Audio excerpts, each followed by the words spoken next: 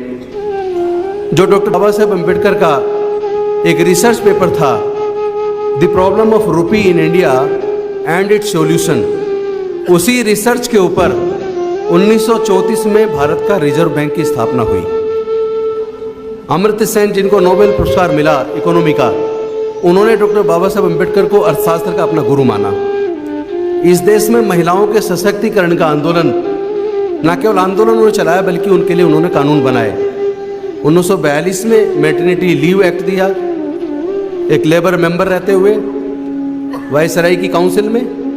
Minimum wage act दिया, काम के घंटे निर्धारित किए। और उसके बाद जब आज़ाद भारत में प्रथम कानून मंत्री बने तो हिंदू कोड बिल लेके आए।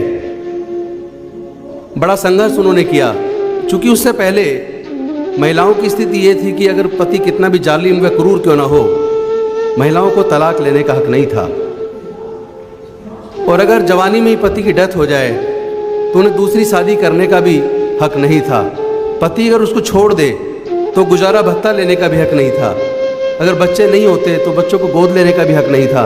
इन सारे हकों को हिंदू कोड बिल के रूप में संसद में लाने वाले, महिलाओं को सशक्तिकरण का रास्ता बनाने वाले और इस देश के मजदूरों को उनको हक दिलाने वाले ऐसे शख्स जो विश्व के महानतम अर्थशास्त्री भी थे, कॉन्स्टिट्यूशनल एक्सपर्ट भी थे, उनको केवल एक दलितों का मसीहा के रूप में पेश करना, उनके कद को छोटा करके दिखाना।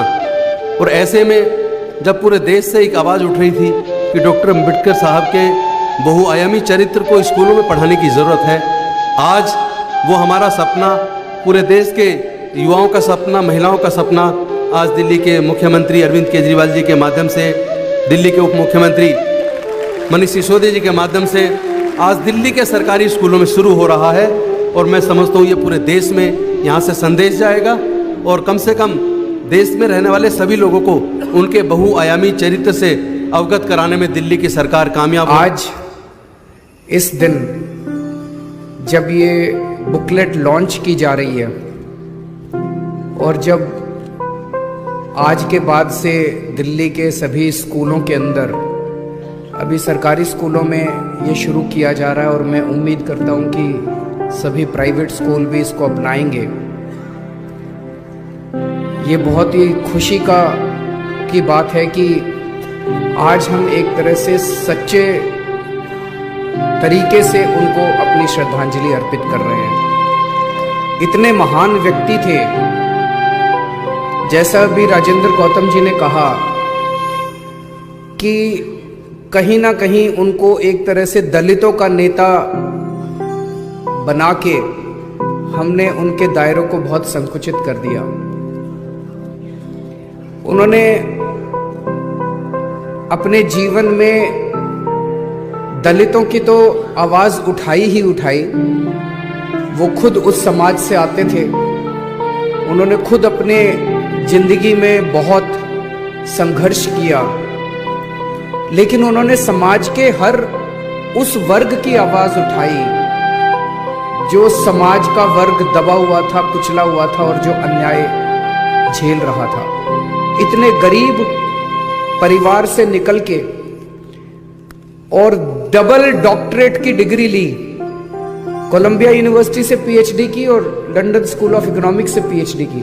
बाबा साहब अम्बेडकर ने एक गरीब परिवार से, गांव से निकल के इतना संघर्ष करके उनका जो अर्ली लाइफ पढ़ाया जाएगा बच्चों को, और जब बच्चे देखेंगे कि कितना उन्होंने अर्ली लाइफ में संघर्ष किया और वहां से निकल के वो डबल पीएचडी करके जब भारत लौटे, और भारत लौटने के बाद जैसा भी राजेंद्र गौतम जी ने बताया, उनका contribution reserve bank of India स्थापित करने में बाबा साहब अम्बेडकर का योगदान था। कितने लोगों को पता है? हिंदू कोड बिल में महिलाओं के लिए इतना बड़ा स्थान देने में बाबा साहब अम्बेडकर का योगदान था। आज हमारे देश के अंदर महिलाओं को जो बराबरी का अधिकार मिला है, उसमें बहुत बड़ा योगदान बाबा साहब अम्बेडकर का है।